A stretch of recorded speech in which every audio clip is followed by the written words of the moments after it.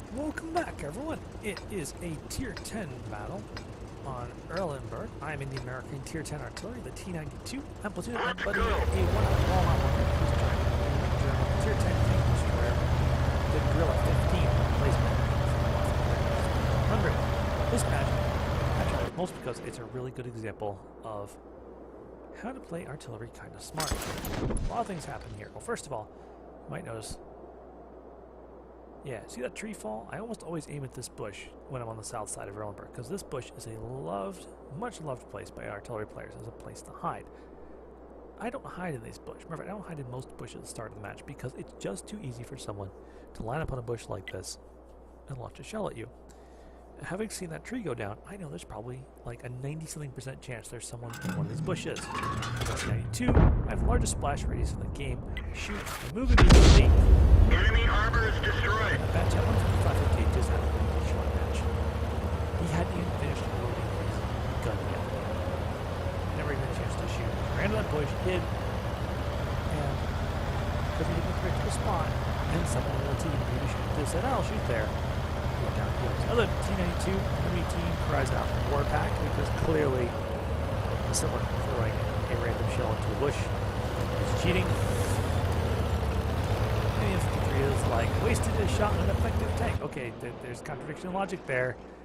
Is it, if he's effective, then it can't be wasted. If it's wasted, then he must have been ineffective. Okay, here's another bush people like to hide in.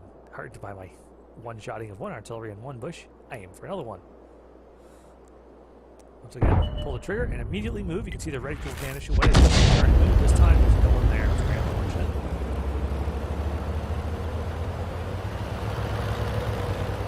I'm moving towards this side because my buddy Gorilla is up there at point. I'm pretty confident that I'll at least get some warning. People can move down. Also, the other flank, I can already tell, is getting itself in a bit of trouble. So while he keeps an eye on the near flank, I go looking for targets on the other flank. And the artillery gives that T10 a pretty good smack, but I decide I'm going to go for this little Tier 8. Just because he's pretty stationary. Unfortunately, he can stay stationary. I'll try to lead him a little bit. And just as I fire, great reversals. And that's just going to happen. That is one of the great frustrations of artillery. Moving targets are not just harder to hit, but they can move unpredictably and cause you to miss them entirely. Artillery is probably one of the most hated classes in the world. First of all, just obliterate tanks. But it's actually very, very hard to get good results with artillery. First thing about trying to counter this T92, more than 53, I'm like, no, Tier 10 tank destroyers. 54 mod one's a Tier 8 tank, chased by 2 Tier 10 Ts. I don't think I can save him.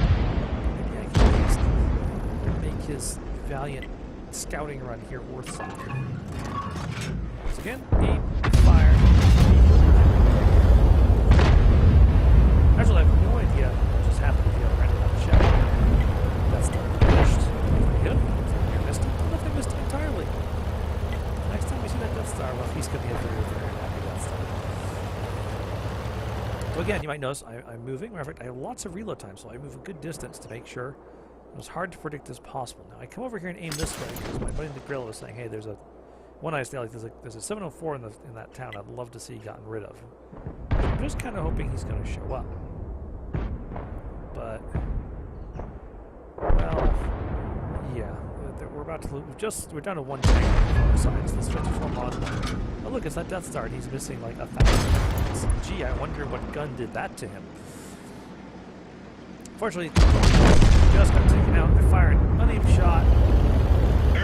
Partially aimed shot. And RNG says, sure, you can have that one. No more Death Star. Once again, moving immediately to make sure I cannot be counted. I guarantee I will not be counterbagged. Look how careful I am here. I want to make sure I don't miss hit any trees. There's two artillery out there. They both have good players. They might yet be looking to get the kill. Now we've gone to an east versus west situation on Erlenberg. Anyone who's playing the game long remembers that at one point this was how Erlenberg started. One base was on the west, one was on the east. They were both on each end of that bloody middle bridge, and both teams just had a giant camp off from their respective regions. It was awesome. Enemy Leo decides to go for a scouting run. I dropped some big hit into him. And then 54E1 says, nope, to the left. And he doesn't hit me yet. Cool. Alright, well, where's the next thing going to come from? So I'm just trying to figure out where to point my gun. So, oh, there's that 704 we saw earlier. The problem with this tank is super long aim time. It takes a long time to aim. By the time I get the gun here, he's already disappeared. After artillery takes a swing but doesn't get him. And that's when a KV-4 appears in the middle. Okay, well, yeah, 704 better, but this is still an enemy tank that needs to go. And that's when suddenly his friend pops up behind him. So I let the KV-4 go and I shoot him.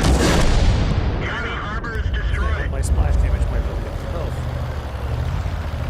I think it's a Bombardier medal. Very nice.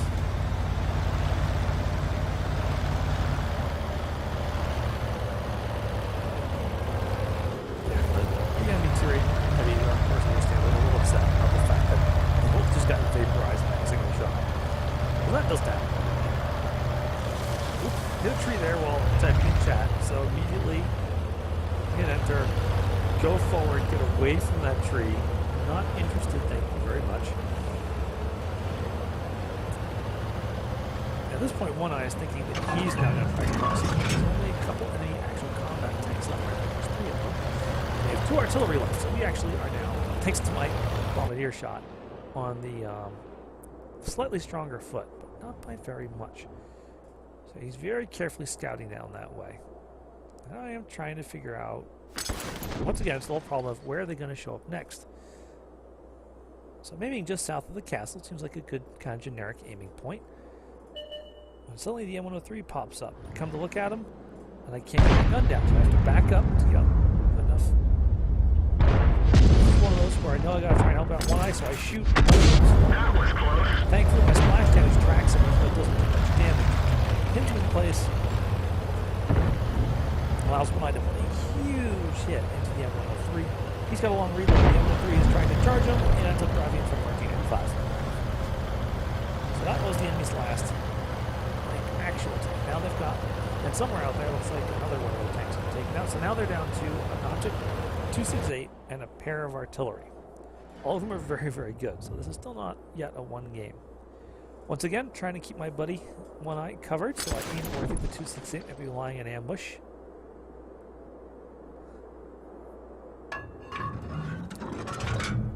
But it's either here or he's going to be up along that northern ridge line overlooking his base. And the only reason I'm aiming here is because One Eye's approaching it. If the 268 takes him out, I want a chance to try and take a shot and finish him off first. One Eye tells me there's no way he's there, I'm too close. I turn and start looking up here. Now, there was an M53 up here, and I look and see, hey, there's a bunch of bushes here. I'll aim at those bushes. I bet he's hiding inside of them. My intent was to shoot when fully aimed, but that's when suddenly that tracer pops up. There's an artillery hiding right here. Bit of a chancy shot, but it's got to be taken. Once again, moving immediately, and the shell lands directly on top of the M53 and takes it out.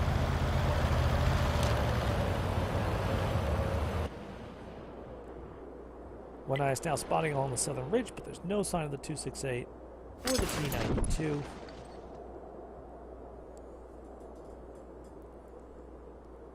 I go back to aiming over there when the 268 pops up. Now, because of my top-down view, I can give One Eye a good idea what the 268 is. Let's look at the conflict. One see artillery fire and he's backing, but then he disappears. That's when One Eye finds the T92. He tells me, I'm going in on the 268. Can you do something about the T92 for me? Sure. Just give me a few moments. I have to aim. The T92 is there thinking, I'm going to get this Grilla. I'm going to get this Grilla. All he's really done is warn the 268 that there's a Grilla coming. Gotcha. T92. One Eye goes in, and One Eye doesn't come back out the other side. It's because, well, he got spied by T92, so the 268 was ready and waiting for him. The enemy T92 is again upset that somehow I managed to drop a shell on someone.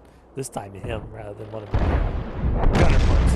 268 continues to show off why you take these things very, very seriously when he takes out our Conqueror as well. All we got left for combat tanks is the T54E1 and the T95. So I'm sitting here trying to aim in on this guy. He spots the E1, knows his only chance to get the shot.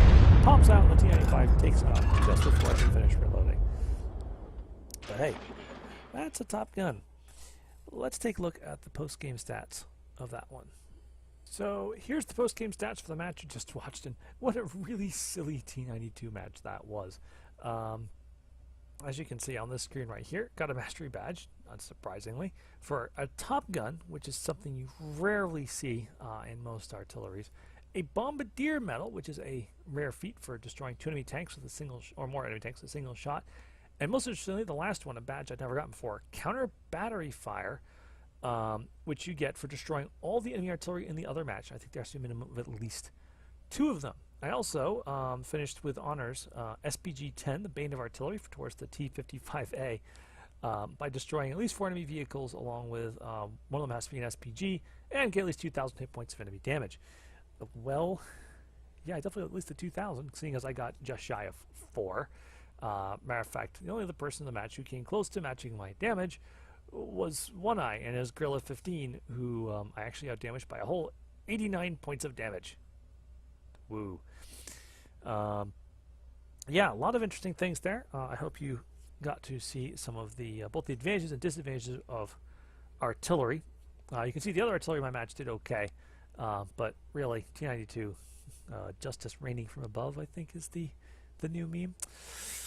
Anyways, one last one. Personal screen, very, very expensive to drive my artillery the way I like to drive this one. 9 shots fired, 4 hits, 5 splash damage, and that's despite the fact that I fired 2 shells that I think saw absolutely nothing at all near them.